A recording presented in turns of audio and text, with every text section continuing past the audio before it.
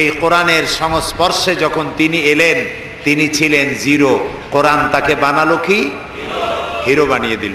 এটাই কোরআন শরীফের মুজিজা। কোরআনের কাছে যদি হিরোরা এসে বেয়াদবি করে, কোরআন তারে কি বানায়? জিরো বানায়।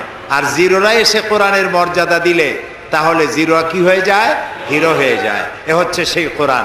এই কোরআনের কারণেই নবী করিম সাল্লাল্লাহু আলাইহি ওয়াসাল্লাম বিশাল বিপ্লব সাধন করেছিলেন। আর এই কোরআন আমাদের কাছে আজও আছে, কিন্তু আমাদের কপাল ভালো হলো না। আল্লাহ রাব্বুল আলামিন বলছেন, তাহা মা আনজালনা আলাইকাল কুরআনা লিতাশকা। হে নবী, কোরআন আমি এই জন্য নাজিল করি নাই যে কোরআন আপনার ভাগ্যকে নষ্ট করে দেবে।